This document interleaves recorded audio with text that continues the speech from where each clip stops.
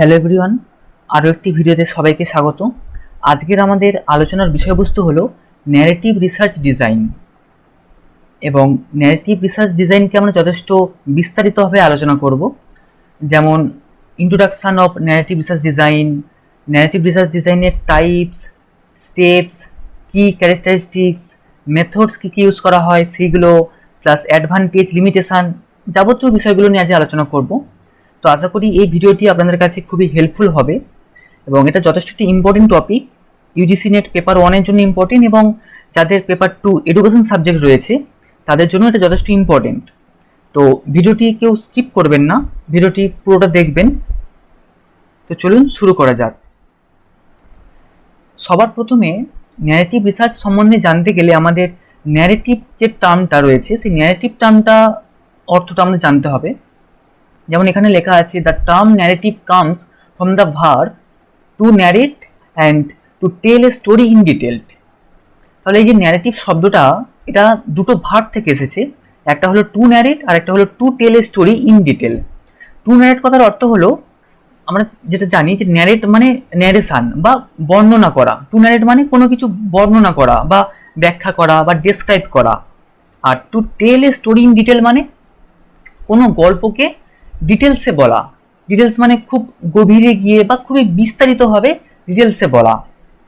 তো এই to narrate এবং to tell a story in detail, এই দুটো ভার্ব থেকে কিন্তু ন্যারেটিভ শব্দটা এসেছে। এবং ন্যারেটিভ রিসার্চ বলতে আমরা কি বুঝি সেটা আবার এখানে দেখব। যেমন প্রথমেই বলে রাখি যে first overview of narrative research in education was given by D Jean Clandinin and Michael Connelly in 1990। শিক্ষাক্ষেত্রে ন্যারেটিভ রিসার্চের ধারণা সর্বপ্রথম প্রদান করেছিলেন 1990 সালে ডি জিন ক্লেডেনিন অ্যান্ড মাইকেল কোনেলি, এবং they used narrative research as a methodology to describe the personal stories of teachers. এবং তারা ন্যারেটিভ রিসার্চটাকে একটি ম্যাথোডোলজি হিসাবে ব্যবহার করেছিলেন। কী জন্য ব্যবহার করেছিলেন? না, টিচারদের পার্সোনাল স্টোরিজটাকে ডেসক্রাইব করার জন্য। পার্সোনাল স্টোরিজ মানে তাদের ব্যক্তিগত বিভিন্ন কাহিনী, ব্যক্তিগত গল্প, সেটাকে ব্যাখ্যা করার জন্য বা বর্ণনা করার জন্য ওনারা ন্যারেটিভ রিসার্চটাকে একটি ম্যাথোডোলজি হিসেবে ব্যবহার করেছিলেন। তারপর বলা হচ্ছে, two influential proponents of a narrative research are Mark Johnson and Alasdair MacIntyre. এবং ন্যারেটিভ রিসার্চ ডিজাইনের দুজন মুখ্য প্রবক্তা হলেন মার্ক জনসন এবং অ্যালেসডার ম্যাকেন্টায়ার। এবং তারপরে এখানে একটি সংজ্ঞা দেওয়া আছে। ন্যারেটিভ রিসার্চ ডিজাইনকে যদি খুবই সংক্ষিপ্তভাবে সহজ ভাষায় যদি গুছিয়ে বলা যায় তাহলে তার জন্য এই সংজ্ঞাটি খুবই সুন্দর। যেমন, narrative research design is a type of research in which the researcher collects and describe in detail the life stories and life experiences of a single person or individual.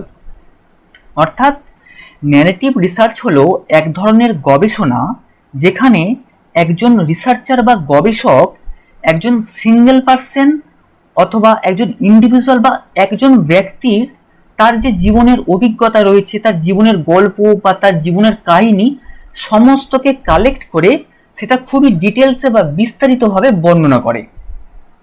আশা করি বোঝা গেল যে ন্যারেটিভ রিসার্চটা কি। মানে একজন ব্যক্তির উপরে এখানে স্টাডি করা হয়, সিঙ্গেল পার্সন আর ইন্ডিভিজুয়ালের সম্বন্ধে তার লাইফের অভিজ্ঞতা, তার লাইফের কাহিনী, সেটাকে কালেক্ট করে খুবই ডিটেলসে, খুবই বিস্তারিতভাবে, পুঙ্খানুপুঙ্খভাবে সেটাকে বর্ণনা করা হয়। যে গবেষণায় তাকেই বলা হয় ন্যারেটিভ রিসার্চ বা ন্যারেটিভ রিসার্চ ডিজাইন। আশা করি সংজ্ঞাটা বোঝা গেল। তো এই সম্বন্ধে আমরা আরও জানবো, ন্যারেটিভ রিসার্চ ডিজাইন সম্বন্ধে আরও জানবো ডিটেলসে। যেমন এখানে বলা হচ্ছে, in narrative research design, the researcher describe the lives of individual, collects stories about people's lives, write narratives of individual experiences। অর্থাৎ ন্যারেটিভ রিসার্চ ডিজাইনে গবেষক কোনো ইন্ডিভিজুয়াল বা কোনো একজন ব্যক্তির তার জীবনকে ডেসক্রাইব করে বা কোনো ব্যক্তির জীবন সম্বন্ধে যে গল্প বা জীবনের কাহিনী সেটাকে সংগ্রহ করে এবং সেই ব্যক্তির বা একজন ইন্ডিভিজুয়ালের যে জীবনের যে অভিজ্ঞতা রয়েছে, তার এক্সপিরিয়েন্স রয়েছে বা যে সে সমস্ত এক্সপিরিয়েন্সগুলো অতিক্রম করে এসেছে সেটাকে বর্ণনা করা হয় বা বর্ণনামূলকভাবে লেখা হয়, একজন রিসার্চার সেটা লেখে।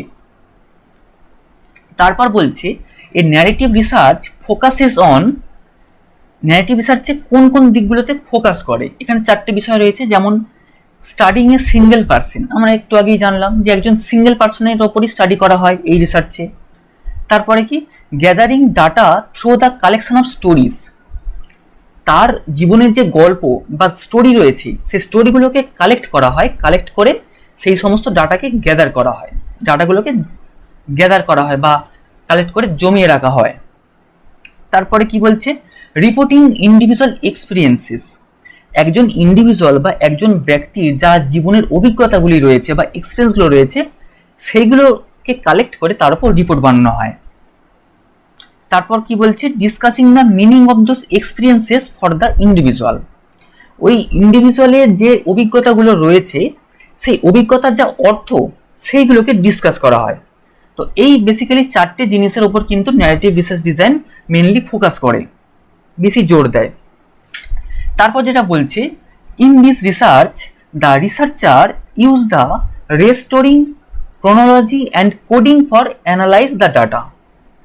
এখানে এই যে 3টে যে বিষয়টা বলা হচ্ছে রেস্টোরিং, ক্রোনোলজি অ্যান্ড কোডিং, এই 3টে বিষয়কে কাজে লাগিয়ে একজন গবেষক এই ন্যারেটিভ রিসার্চে ডাটাটাকে কিন্তু অ্যানালাইজ করে। সে যা স্টোরি থেকে যা তথ্যটা পেলো সেই ডাটাগুলোকে কিন্তু সে এই 3টে বিষয়কে কাজে লাগিয়ে সে অ্যানালাইজ করে। 3টে বিষয় কি বলছে না রিস্টোরিং, রিস্টোরিং জিনিসটা কি না সে যে স্টোরি বা যে গল্প বা কাহিনী সে সংগ্রহ করলো, ডাটা সংগ্রহ করলো, সেটাকে সে রিস্টোরি করছে। কারণ কি না একটা গল্পকে একটা সঠিক মাত্রায় রূপদান করার জন্য কিন্তু রিস্টোরি দরকার, সেটাকে সে পুনরায় আবার স্টোরির মতন সাজাচ্ছে, বলছে, রিস্টোরি করছে। এবং ক্রোনোলজি, এই যে রিস্টোরিটা করছে সেটা কিন্তু ক্রোনোলজি মেনটেন করেই করছে, কারণ ক্রোনোলজিগত অর্থ কি না সিকোয়েন্স বা পার্টিকুলার অর্ডার বা একটা পর্যায়ক্রমভাবে সেই রিসার্চার গল্পগুলোকে রিস্টোরি করছে ক্রোনোলজি করে। তারপর বলছে কোডিং, কোডিং মানে কি না কোডিং মানে বেসিক্যালি একটা ইন্ডিভিজুয়ালের লাইফের বিভিন্ন অভিজ্ঞতা বা তার লাইফের কাহিনী, সেখানে প্রত্যেকটা ইভেন্ট রয়েছে, ঘটনা রয়েছে, তো প্রত্যেকটা ঘটনার সঙ্গে প্রত্যেকটা ঘটনাকে কোড করা হচ্ছে, মানে কি সম্পর্কযুক্ত করা হচ্ছে, মানে প্রত্যেকটা কাহিনী বা প্রত্যেকটা ইভেন্টের সঙ্গে প্রত্যেকটা ইভেন্টের যেন সম্পর্কযুক্তভাবে থাকে, সেভাবেই কিন্তু কোডিং করা হচ্ছে। তো রিস্টোরিং, ক্রোনোলজি এবং কোডিং এই 3টেকে কাজে লাগিয়ে কিন্তু ডাটাগুলোকে অ্যানালাইজ করা হচ্ছে, একজন রিসার্চার এটা করে। তারপর এখানে বলা হচ্ছে the researcher can write in a persuasive literary form while presenting a qualitative approach, অর্থাৎ একজন ইন্ডিভিজুয়াল গবেষককে যেভাবে তথ্য দিচ্ছেন বা জানাচ্ছেন, গবেষক শুধুমাত্র সেভাবেই যে তথ্যগুলিকে বর্ণনা করবেন তা কিন্তু নয়। তিনি যেহেতু একজন গবেষক, ওনার মধ্যে সাহিত্যিকতা রয়েছে, তিনি নিজের শব্দ স্টোরিতে যুক্ত করতে পারেন বা নিজের সাহিত্যিকতার গুণাবলী, নিজের ভঙ্গিমা ব্যবহার করতে পারেন গল্পে। সে নিজের সাহিত্যিকতার গুণাবলী বা নিজের ভঙ্গি বা নিজের শব্দ নিজের মতন করে তিনি কিন্তু এই গল্পটাকে বর্ণনা করতে পারেন এই ন্যারেটিভ রিসার্চে। তারপর বলা হচ্ছে narrative research can be considered both a research method in itself but also the ফিনোমেনন under study, অর্থাৎ ন্যারেটিভ রিসার্চকে দুরকমভাবেই গ্রহণ করা হয়, দুরকমভাবেই কনসিডার করা হয়। একরকম কি ন্যারেটিভ রিসার্চ তো নিজেই একটি আলাদা কোয়ালিটেটিভ রিসার্চের একটি উল্লেখযোগ্য মেথড, আলাদা একটি মেথড, এবং এটা তার সাথে সাথে অন্য একটা রিসার্চ মেথডেরও কিন্তু একটি পার্ট বা অংশ হিসেবে ব্যবহৃত হয়। যেমন কোনো একটি ক্ষেত্রে যদি এক্সপ্লেনেটরি রিসার্চ বা এক্সপ্লোরেটরি রিসার্চ বা এক্সপ্ল্যানেটরি রিসার্চ ব্যবহার করা হয়, বা সেই রিসার্চে যদি দেখা হয় যে কখনো হয়তো কোনো একটি ব্যক্তির উপর স্টাডি করতে হবে, কোনো একটি ব্যক্তির উপর জানতে হবে, তখন কি করা হলো না ন্যারেটিভ রিসার্চটা অ্যাপ্লাই করা হলো।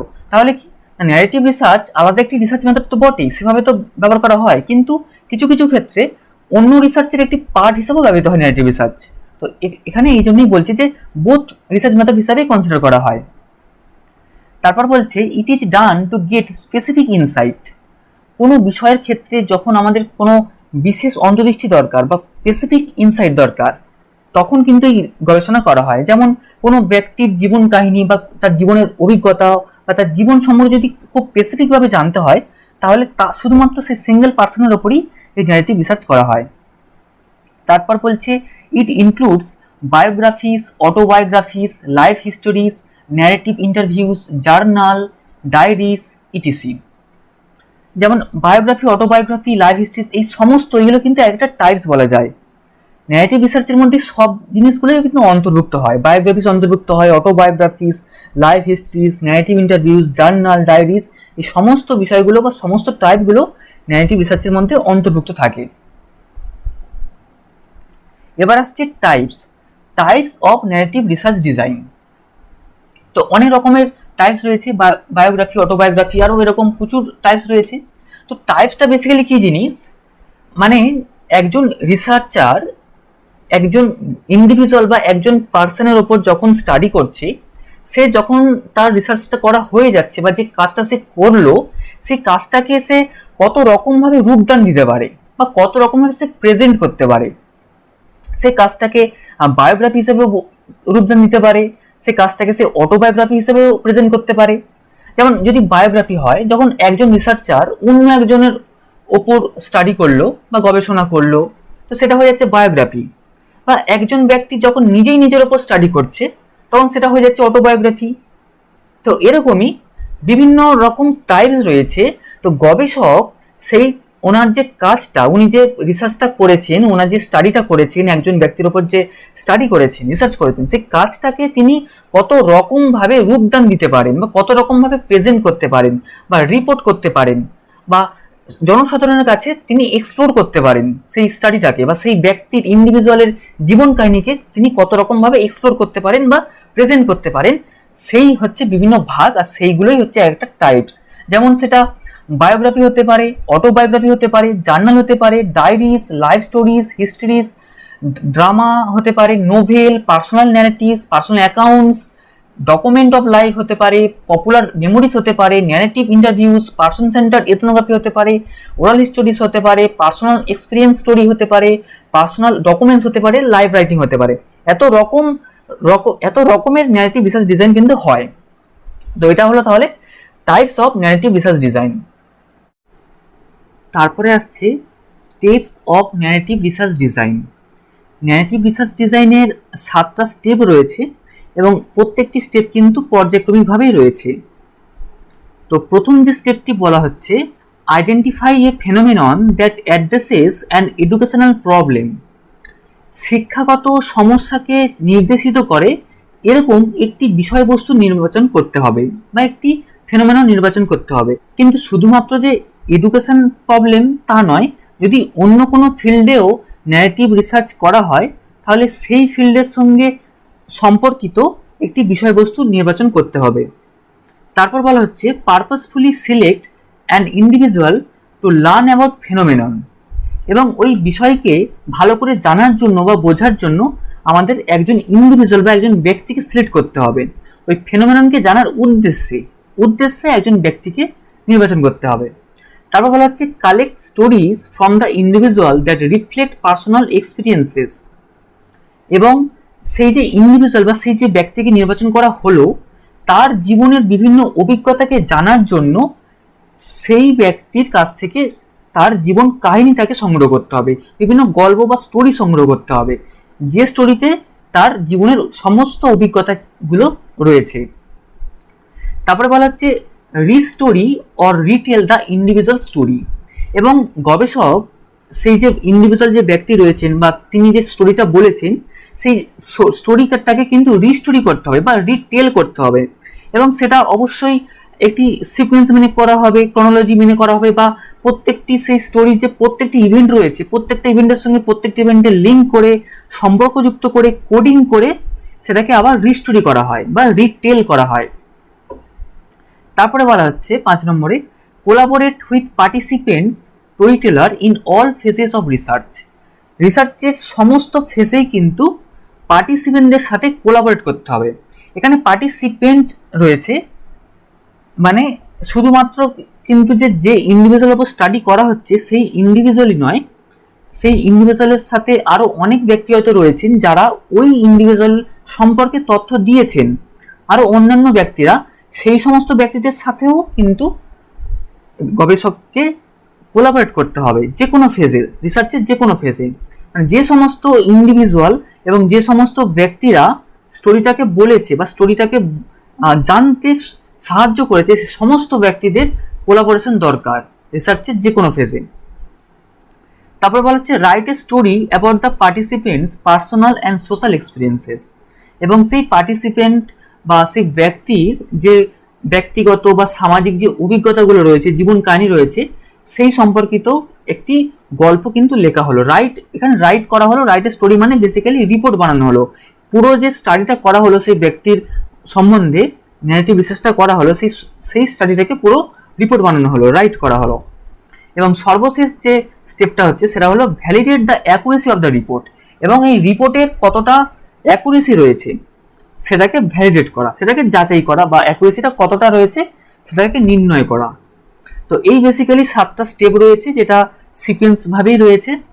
এই স্টেপগুলো খুবই ইম্পর্টেন্ট এবং আশা করি স্টেপটি আপনাদের বোঝা গেল। এবার আমরা আলোচনা করব কি characteristics of narrative research design.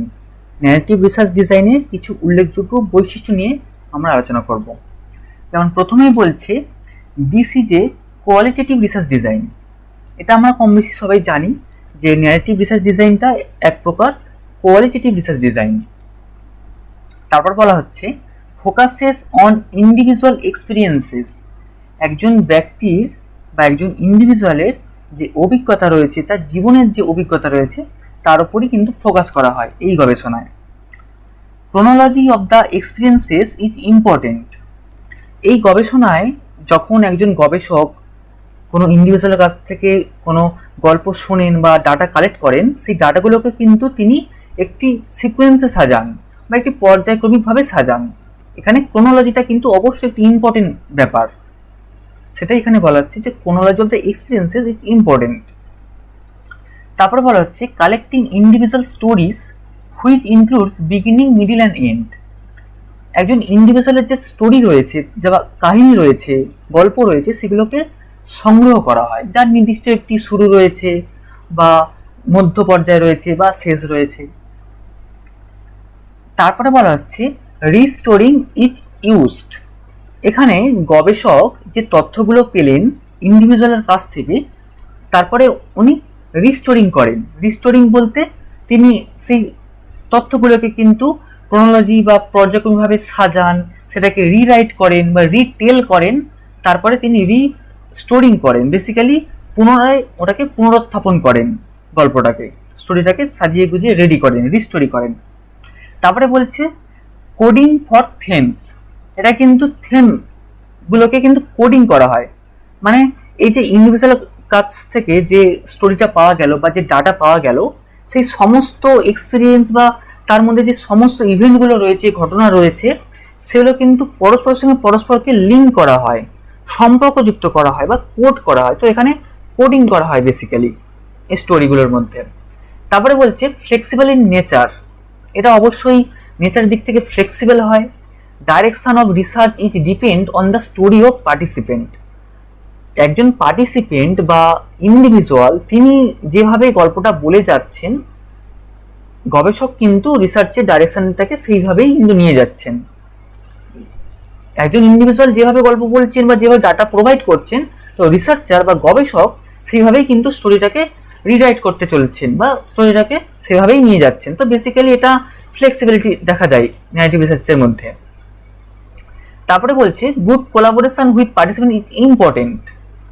এখানে পার্টিসিপেন্টকে একবার ইন্টারভিউ নেওয়া হলো, সব তথ্য জানা হলো, তার মানে এই নয় যে আর কোলাবোরেশন দরকার নেই। কোলাবোরেশন কিন্তু সবসময় দরকার, প্রতিটা ফেজেই দরকার, যেটা আমরা খানিকক্ষণ আগে জানলাম। তো এখানে কিন্তু পার্টিসিপেন্টের সাথে কোলাবোরেশনটা কিন্তু অবশ্যই একটি ইম্পর্টেন্ট ব্যাপার, খুবই একটি ইম্পর্টেন্ট। কিন্তু কোলাবোরেশনটা ন্যারেটিভ রিসার্চ ডিজাইনে পার্টিসিপেশনকে প্রতি মুহূর্তেই দরকার, তাই জন্য কোলাবোরেশনটা অবশ্যই দরকার। এরপরে এই ছবিতে আমরা বেসিক্যালি 3টি ডাইমেনশন দেখতে পাচ্ছি। তো 3টি ডাইমেনশনের মাধ্যমে খুব সহজভাবে আমরা বুঝে নেব যে ন্যারেটিভ রিসার্চ ডিজাইনটা বেসিক্যালি কি বোঝায় ন্যারেটিভ ডিজাইন বলতে। তো এখানে আমরা প্রথম যে দেখতে পাচ্ছি, যেটা এখানে বেসিক্যালি 3টে বিষয় রয়েছে, 3টি মূল বিষয় রয়েছে ন্যারেটিভ রিসার্চ ডিজাইনের মূল তিনটে বিষয় হচ্ছে এই তিনটে বিষয়। যেটা প্রথম বলা হচ্ছে ন্যারেট। ন্যারেট মানে কি?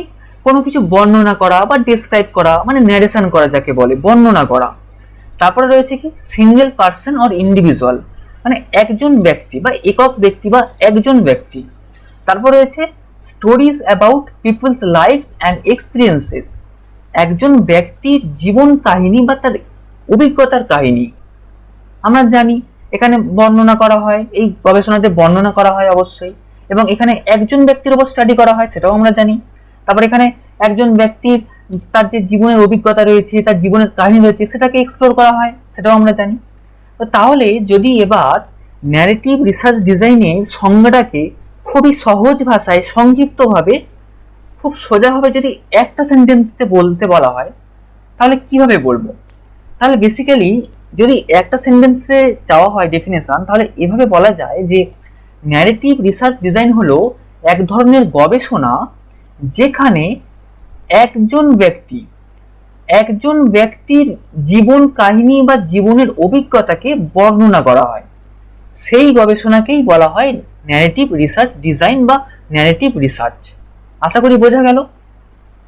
তাহলে কি বললাম আবার বলি, যে গবেষণায় একজন ব্যক্তির জীবন কাহিনী বা জীবনের অভিজ্ঞতাকে বর্ণনা করা হয় যে গবেষণায়, তাকেই বলা হয় ন্যারেটিভ রিসার্চ।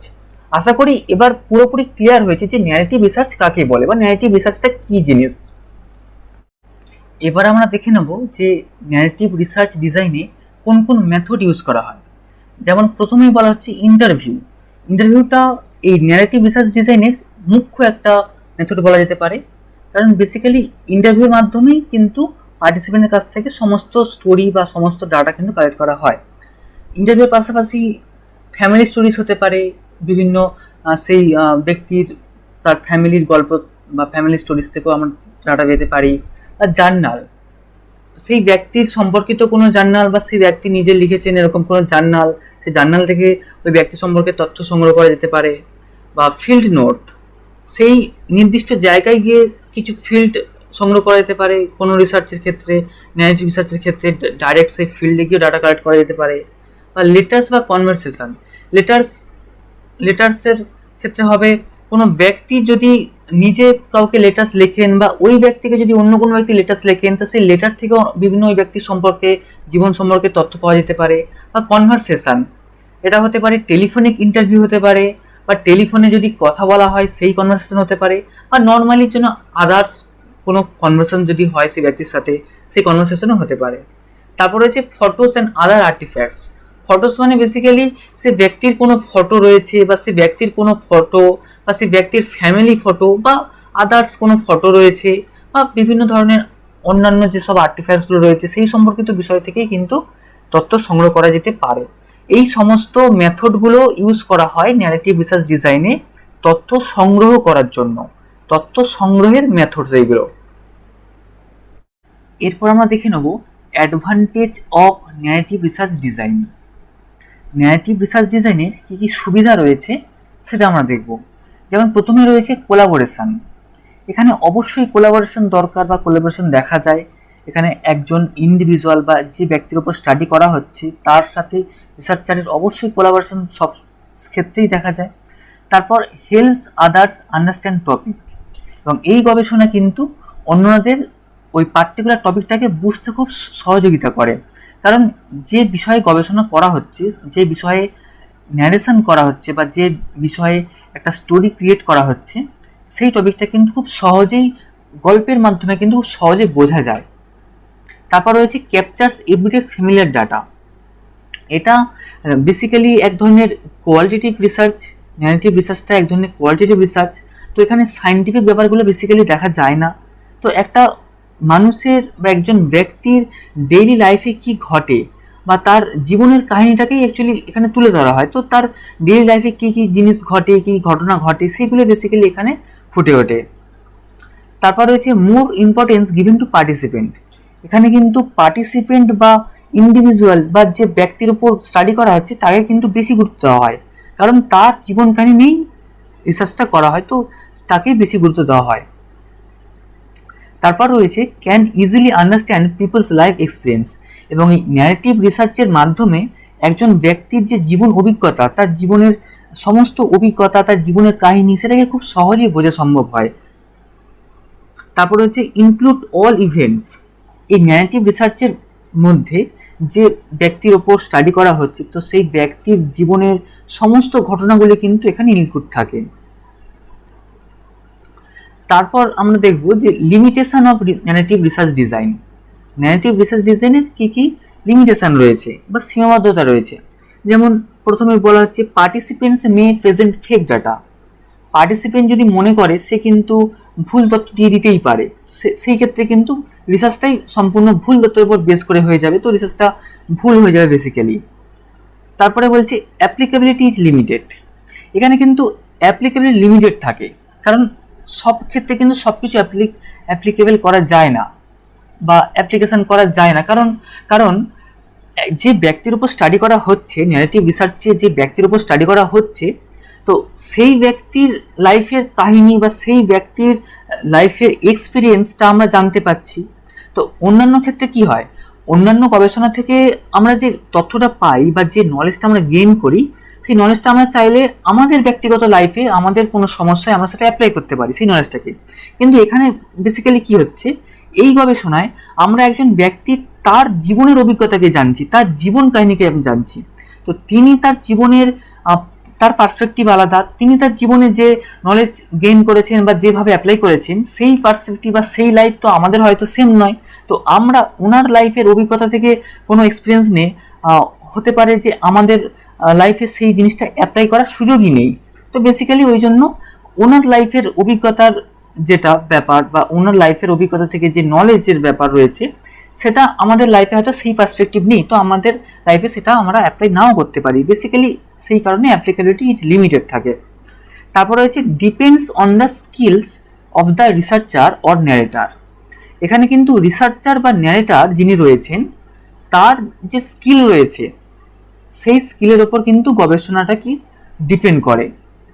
ন্যারেটার যদি খুব ভালো করে গল্পটাকে রিরাইট করেন, রিস্টোরিং করেন, খুব ভালোভাবে গল্পটাকে সাজান, খুব ভালোভাবে যদি গল্পটাকে এক্সপ্লোর করেন, তাহলে সেই রিসার্চটাও খুব ভালো হয়। তো বেসিক্যালি রিসার্চার বা ন্যারেটারের স্কিলের ওপর কিন্তু ন্যারেটিভ রিসার্চটা ডিপেন্ড করে। তো এই ছিল আজকে আমাদের টপিক, ন্যারেটিভ রিসার্চ ডিজাইন। আশা করি ভিডিওটি অনেকটাই আপনাদের কাজে লাগবে। তো যদি ভিডিওটি ভালো লেগে থাকে তাহলে অবশ্যই ভিডিওটি লাইক করবেন, বন্ধুদের সঙ্গে শেয়ার করবেন, এবং আপনি যদি চ্যানেলে প্রথম হয়ে থাকেন তাহলে অবশ্যই চ্যানেলটি সাবস্ক্রাইব করবেন। আবার দেখা হবে পরবর্তী ভিডিওতে।